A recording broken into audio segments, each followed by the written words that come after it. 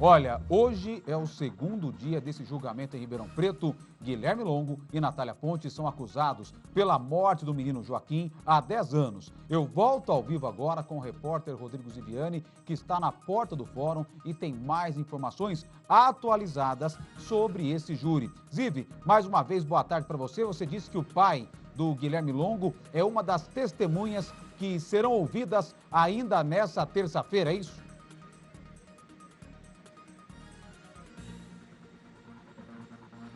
Oi, Valentim. Boa tarde novamente para você e boa tarde para todos que acompanham o Balanço Geral. É isso mesmo. O pai dele, Dimas, chegou aqui pela manhã, não quis gravar a entrevista com ninguém da imprensa, entrou em silêncio e provavelmente deve ser uma das próximas testemunhas, né, que serão ouvidas agora durante os trabalhos deste segundo dia de julgamento aqui no Fórum de Ribeirão Preto. Além dele, Valentim, outras 3, né, testemunhas.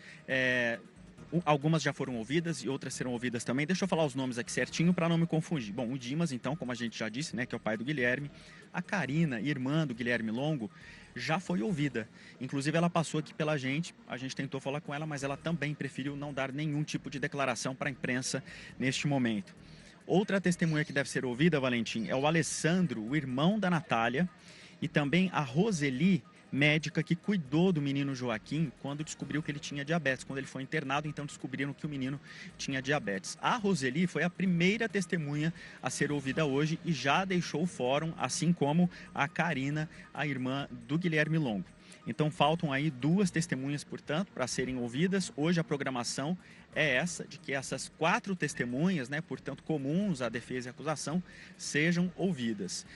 Os trabalhos devem prosseguir agora pela tarde, mas como são menos pessoas, menos testemunhas, pode ser que esses trabalhos sejam encerrados, né, um pouco antes. Ontem, Valentim, o primeiro dia do julgamento foi bastante, assim, digamos, emotivo, passional aqui no fórum, porque o pai do menino Joaquim, o Arthur, também deu um depoimento e esse depoimento acabou emocionando muita gente. Ele mesmo chorou, né? Houve jurados também que choraram durante o depoimento dele. A Ludmila Osório preparou uma reportagem com um resumo de como foi esse primeiro dia, né? Ontem, aqui no Fórum de Ribeirão Preto, esse primeiro dia de julgamento desse caso que tem chamado a atenção do Brasil inteiro.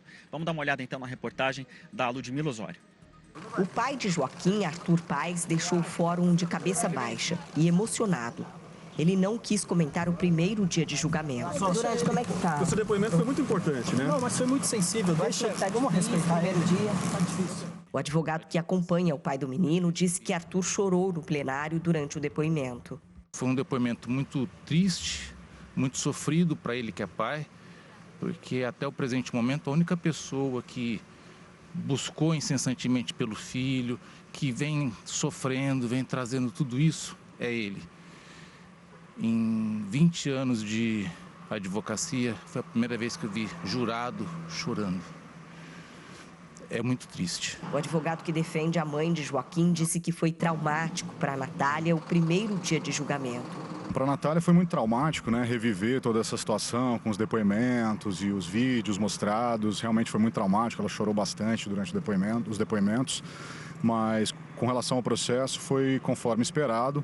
As testemunhas todas deram depoimentos, com exceção do Arthur, né? Como já era esperado, deu um depoimento tentando trazer uma responsabilidade para ela. Os demais depoimentos foram todos favoráveis a ela, uma vez que a polícia, os policiais que foram ouvidos, né, a polícia como um todo entendeu que ela não teve nenhuma responsabilidade pelo fato. A imprensa não foi autorizada a participar do julgamento para respeitar, segundo a Justiça, o Estatuto da Criança e do Adolescente e não expor Joaquim Ponte Marques. Ao todo, 34 testemunhas serão ouvidas ao longo da semana.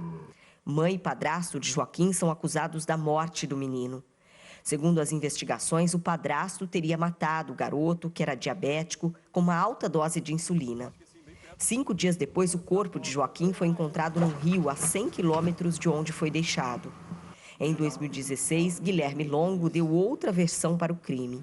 Em entrevista exclusiva à Record TV, afirmou ter matado a criança por asfixia. Depois da entrevista, o padrasto fugiu para a Europa. Foi preso meses depois na Espanha e trazido ao Brasil. Para o advogado de Natália Ponte, a confissão de Guilherme Longo à Record TV é muito importante.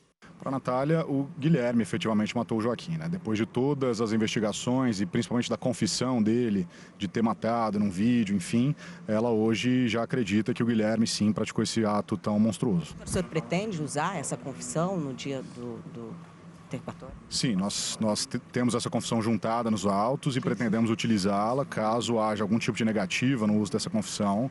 Nós vamos impugnar a eventual decisão que o faça. O advogado de defesa de Guilherme Longo, Antônio Carlos de Oliveira, disse que não há provas de como o menino foi morto. É necessário que se prove que foi aplicado alta dose de insulina no menino Joaquim. A questão de ter desaparecido alguma outra dose de insulina, isso não faz presumir que essas doses foram aplicadas no menino Joaquim. O direito penal não vive de presunção, não vive de ilações. O direito penal, para que haja uma condenação, é necessário que haja uma certeza sobre a autoria e a materialidade delitiva, ou seja, que o crime efetivamente existiu. O que nós temos é uma perícia dizendo: o menino Joaquim não foi morto por afogamento. O que mais? O que mais o Ministério Público tem a responder? Qual a causa da morte do menino Joaquim? Isso não se tem, nas 7.000 páginas do processo não existe.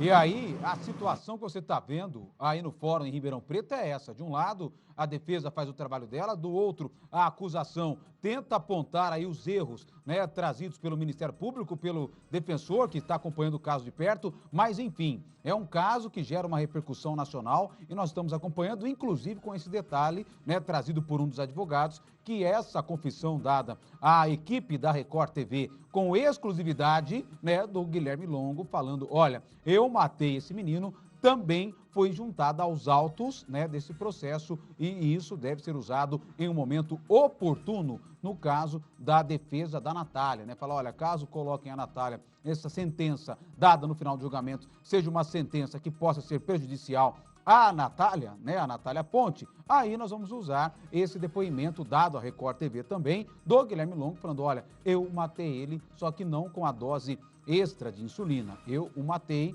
com um estrangulamento, um mata-leão, e aí acabei tirando a vida do pequeno Joaquim, de apenas 3 anos de idade, tá? Bom, o Ziviane continua comigo agora, 12:02, na porta do fórum. Zivi, situação de momento por aí, e eu tô sabendo que ainda hoje no Balanço você deve voltar com mais detalhes, inclusive com entrevistas, a movimentação da manhã aí no fórum em Ribeirão Preto, com detalhes do segundo dia do júri do caso Joaquim. Zivi.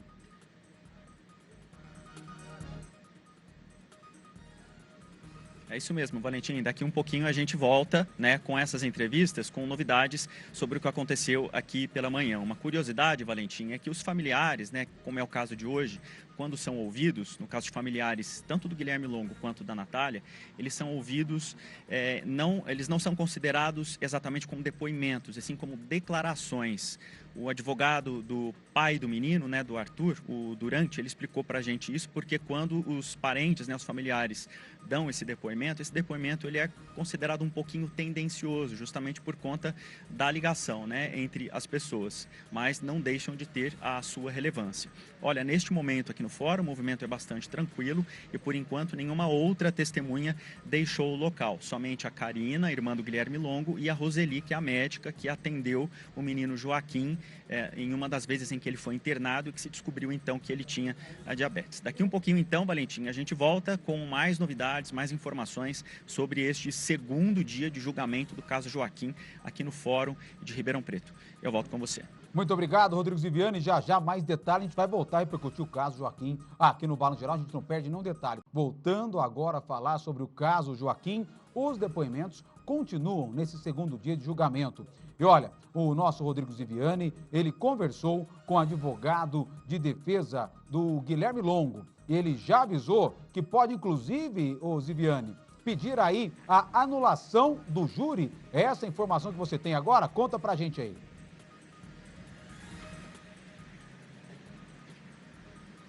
Oi, Valentim. O Antônio Carlos Oliveira disse para a nossa equipe que pode pedir anulação do júri em caso de condenação, né? Caso, então, o Guilherme Longo seja condenado, por esses dois motivos: por ausência de provas, né, segundo ele, e também pelo fato de que a audiência foi fechada para a imprensa, né? Então, nós da imprensa não pudemos acompanhar, então a opinião pública ficou meio que afastada, né, do que está acontecendo ali na sala do júri. Vamos dar uma olhada, então, no que ele disse para a gente.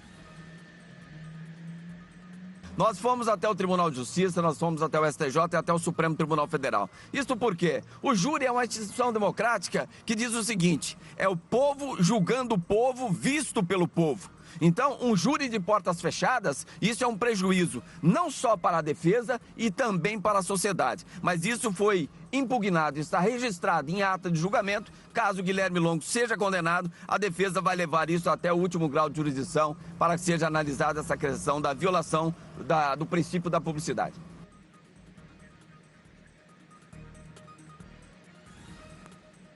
O Valentim, a gente conversou também com o advogado Alexandre Durante, que representa o pai do Joaquim, né, o Arthur Paes. Ele é assistente de acusação no processo. Ele também falou com a gente de algumas inconsistências e contradições que podem ser esclarecidas durante o julgamento. Vamos dar uma olhada.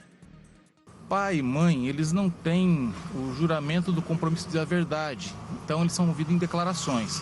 Mas nessas declarações, nós queremos explicações mais detalhadas, por exemplo, do porquê da mudança de atitude, de comportamento, quando eles em delegacia falam de uma certa forma e em juízo eles falam de forma diversa da que eles vinham afirmando em delegacia.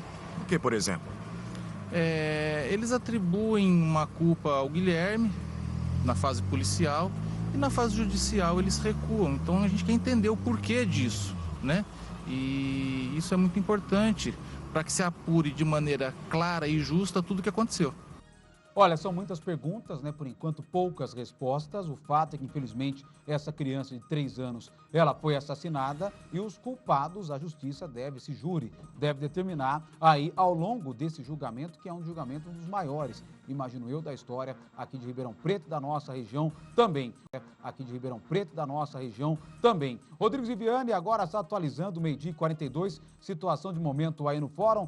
Você tem informação, a gente não pode acompanhar de dentro ali da sala do júri, mas se nesse momento houve aquele recesso para a hora do almoço, o pessoal acabou saindo ou ainda não chegou essa informação por aí, Ziv?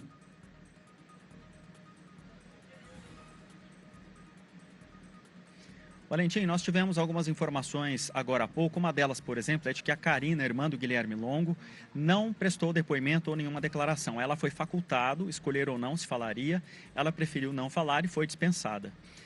Outra informação que nós tivemos também agora há pouco é de que o irmão da Natália está depondo mais por vídeo, não presencialmente. E ele seria a última testemunha de acusação a prestar depoimento aqui hoje.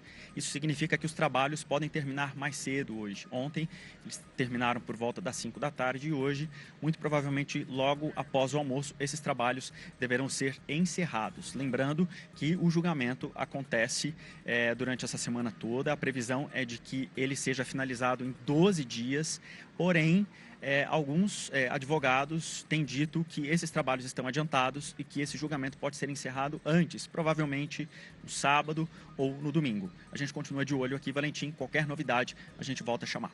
Volto com você. Muito obrigado, tá aí o Rodrigo Ziviani, direto do Fórum em Ribeirão Preto. E qualquer novidade, então o Ziv tem prioridade, ele chama, a gente já abre a janela direto do Balanço Geral e já vai com o Rodrigo Ziviani para a porta do Fórum em Ribeirão Preto. Uma notícia nova que o Ziv falou, né? Ontem a expectativa, a perspectiva era que o julgamento chegasse até a 12 dias, né? Mas isso já deve ser diminuído, já que os trabalhos estão adiantados. Pode ser encerrado ainda no final dessa semana, no sábado, tá? A gente vai continuar aguardando e atualizando o caso aqui do menino Joaquim.